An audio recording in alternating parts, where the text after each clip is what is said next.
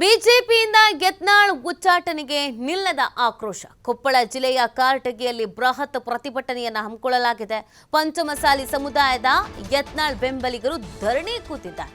ಬಿಜೆಪಿಯ ವಿರುದ್ಧ ಆಕ್ರೋಶವನ್ನು ಹೊರಹಾಕಿದ್ದಾರೆ ಯತ್ನಾಳ್ ಬೆಂಬಲಿಗರು. ತಕ್ಷಣವೇ ಉಚ್ಚಾಟನೆಯ ಆದೇಶವನ್ನು ವಾಪಸ್ ಪಡೆಯಬೇಕು ಅಂತ ಆಗ್ರಹಿಸ್ತಾ ಇದ್ದಾರೆ. ಬಿಜೆಪಿಯಲ್ಲಿನ ಕೆಲವರ ಬ್ಲಾಕ್ ಮೇಲ್ನಿಂದ ಉಚ್ಚಾಟನೆಯಾಗಿದೆ. ಇದು ಮುಂದೆ ಬಿಜೆಪಿಗೆ ದೊಡ್ಡ ಪರಿಣಾಮ ಬೀರುತ್ತೆ ಅನ್ನುವಂತಹ ಎಚ್ಚರಿಕೆಯನ್ನು ಕೂಡ ನೀಡಿದ್ದಾರೆ. ನಿರಂತರವಾಗಿ ಯತ್ನಾಳ್ ಪರವಾಗಿ ಹೋರಾಟವನ್ನು ಮಾಡ್ತಾ ಇದ್ದಾರೆ ಅವರ ಬೆಂಬಲಿಗರು.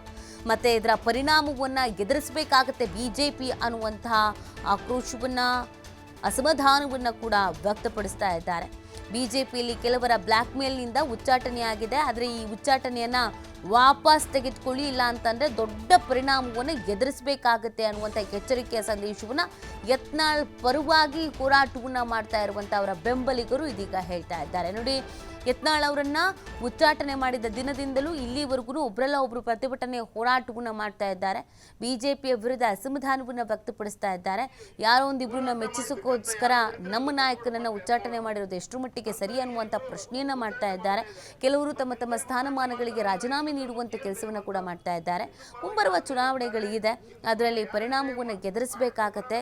ದೊಡ್ಡ ಪರಿಣಾಮವೇ ಬಿಜೆಪಿ ಮೇಲೆ ಬೀರುತ್ತೆ ಅನ್ನುವಂಥ ಎಚ್ಚರಿಕೆಯನ್ನು ಕೂಡ ನೀಡ್ತಾ ಇದ್ದಾರೆ. ಯಾಕಂದರೆ ಯತ್ನಾಳ್ ಅವರು ಉತ್ತರ ಕರ್ನಾಟಕ ಭಾಗದ ಪ್ರಮುಖ ನಾಯಕ ಅಂತ ಕರೆಸ್ಕೊಂಡವರು.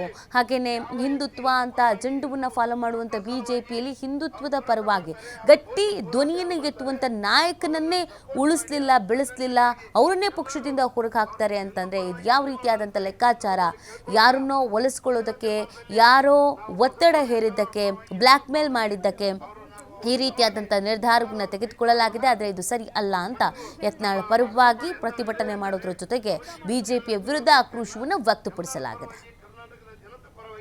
ಕರ್ನಾಟಕದ ಹಿಂದೂ ಪರವಾಗಿ ಅವರಿಗೆ ಒಳ್ಳೇದಾಗಲಿ, ಯಾರಿಗೆ ನೋವಾಗಲಾರ್ದಂಗ ಬಸವಪಟ ಯತ್ನಾಳ್ ಅವರು ಇನ್ನು ಮುಂದಿನ ದಿನಮಾನದಲ್ಲಿ ಎಲ್ಲರನ್ನು ವಿಶ್ವಾಸ ತಗೊಂಡು ಅವ್ರು ಮುನ್ನಡೆಬೇಕಂತ ಹೇಳ್ತಾ ಅವರಿಗೆ ಯಾವತ್ತಿಗೆ ನಾವು ಬೆಂಬಲವಾಗಿ ನಿಂದ್ರೋಣ.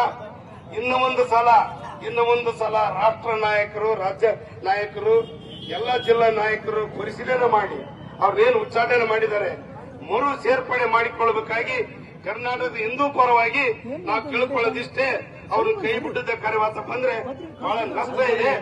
ದಯವಿಟ್ಟು ಇನ್ನೊಂದು ಸಲ ಪರಿಶೀಲನೆ ಮಾಡಿ ಅವ್ರನ್ನ ಮರು ಸೇರ್ಪಡೆ ಮಾಡಬೇಕಾಗಿತ್ತು ವಿನಂತಿ.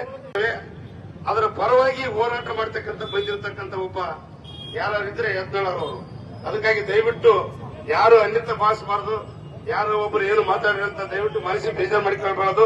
ಎಲ್ಲರ ಪರವಾಗಿ ತಮಗೆ ಕೈ ಮುಗಿದು ಬೇಡಿಕೊಳ್ತೀನಿ. ಯಾಕಂದ್ರೆ ಯಾರಿಗೆ ನೋವಾಗಲಾದಂಗೆ ಮಾತಾಡಬೇಕು ಈ ಕಾರ್ಯಕ್ರಮದಲ್ಲಿ. ಯಾಕಂದ್ರೆ ಶಬ್ದಗಳು ನಾಲಿಗೆ ಹೆಂಗಿರ್ತಾವಂದ್ರೆ ಆ ನಾಲಿಗೆ ಮೇಲೆ ನಮ್ಮ ನಡೀತೆ ನೋಡ್ತಾರ. ಅದಕ್ಕೆ ದಯವಿಟ್ಟು ಯಾರು ಅನ್ಯತಾ ಭಾವಿಸಬಾರದು ಅಂತ ಈ ಸಂದರ್ಭದಲ್ಲಿ ಕೇಳ್ಕೊಳ್ತಾ, ಇವತ್ತು ಏನಾದರೂ ಒಬ್ಬ ಶಾಸಕರು ಸರ್ಕಾರ ಪರವಾಗಿ ಇದ್ರೆ ಅವರೇ ಪರವಾಗಿ ಮಾತಾಡ್ತಾರ.